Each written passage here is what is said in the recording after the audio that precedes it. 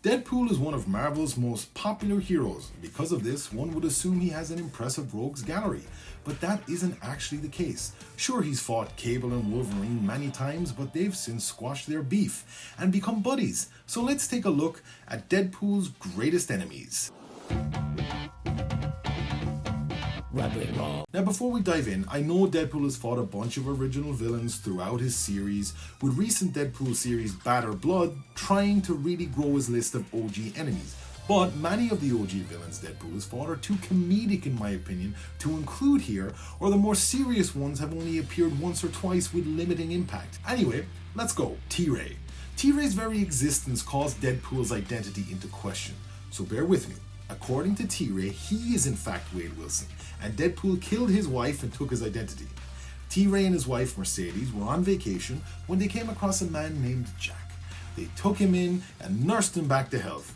Jack then decided he was going to steal Wade's identity in order to get away from his employers. Mercedes died, but Wade survived, and when Jack's employers showed up, he asked them to train him like they did Jack. T-Ray eventually killed the employers and became quite the sorcerer, using dark magic steroids to pull a mum-ra. But his transformation was permanent. He became a mercenary and played the long game by competing with Deadpool for top dog of Hell House, getting closer and closer to him before making his move. Now, before we go any further, it is yet to be confirmed who is telling the truth. Wade says T-Ray was Jack and Wade was Wade. Got it? Awesome. The reason I'm calling T-Ray one of Deadpool's greatest enemies is because he wanted to torture Deadpool for what he did to him. So knowing that Wade believed himself to be the real deal, T-Ray resurrected Mercedes, and since Deadpool believed she was his wife, only to use his magic to make her like him and run off with her. Deadpool blew him up when they last met, which was nearly 12 years ago. Now that wasn't the first time he killed T-Ray though, so he could come back someday, especially considering his ties to dark magic. Carnage. Now I know you're saying, but Rob, Carnage is a Spider-Man villain. Yes, he is, but Carnage wouldn't be the first villain to debut in a Spider-Man comic and become more closely associated with another character.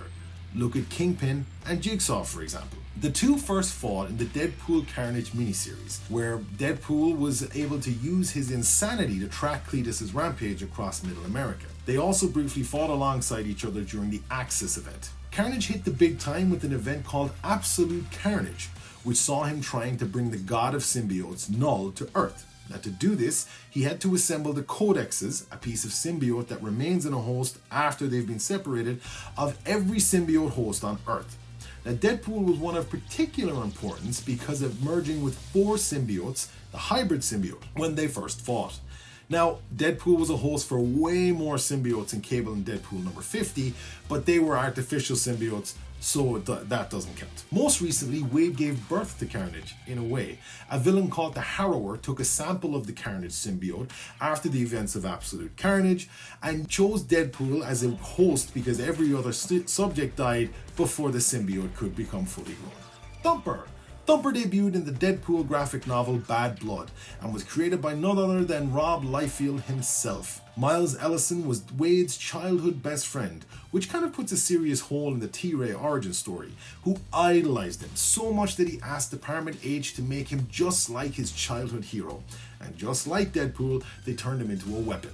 Now Wade tried to get through to Miles, but he sets off a huge explosion. Thumper survives and shows up again in the miniseries Deadpool Bad or Blood, again written by Liefeld. Now this is where Thumper becomes a real enemy, as an old Weapon Plus doctor transfers his mind into Miles' body. That being said, we have yet to see him show up in a Deadpool ongoing series. Evil Deadpool. Believe it or not, Evil Deadpool was created out of love, kind of. Dr. Ella Whitby was obsessed with Deadpool, so much that she collected body parts that he lost in battle.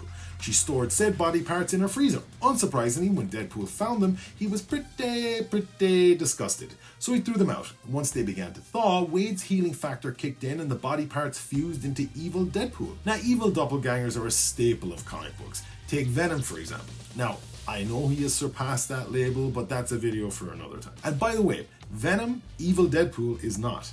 He only appeared a few times after his debut, became a part of an evil multiversal team of Deadpools before making his last appearance in the first series of Deadpool and the Mercs for Money. Not exactly greatest enemy material, I know, but I'm building to something here. Madcap. Yet another adversary of Deadpool's debut in another character series.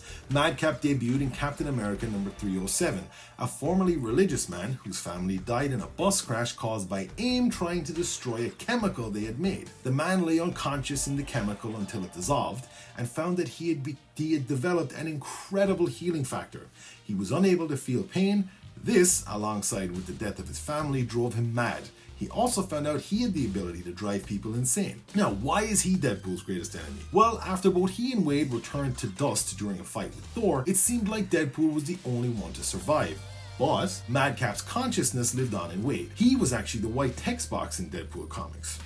There you go. Being imprisoned in Wade allowed Madcap to feel pain, and when the two were separated, he developed an obsession with destroying everything Wade cared about. While a part of Wade's mercs for money, he tried to destroy Deadpool's now heroic reputation, but ultimately failed. Wade lured Madcap into a trap, and he was taken away by the Collector, which he was delighted about as he had grown bored of his feud with Deadpool, and told Wade that he had done a better job at destroying his own life than Madcap ever did. And that was a look at some of, in my humble opinion, Deadpool's greatest enemies. Characters who kill their enemies like Deadpool and the Punisher are difficult to assemble a rogues gallery for, because their villains don't tend to last very long.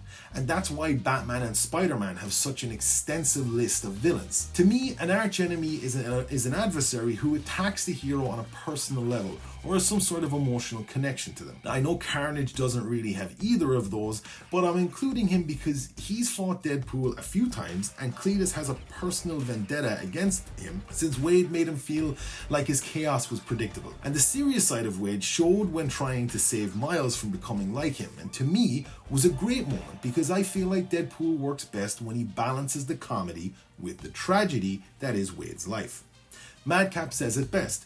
As bad as the things he did to try and derail Wade's life were, he did a better job at it than Madcap could. And that point right there is why you could argue that Deadpool's greatest enemy is himself. As hard as he tries to fit in and be accepted by other heroes, he inevitably messes it up. And that's my video on Deadpool's greatest enemies. Do you agree? Do you disagree? Would you pick other characters? Let me know in the comments below. Don't forget to like, share, and subscribe.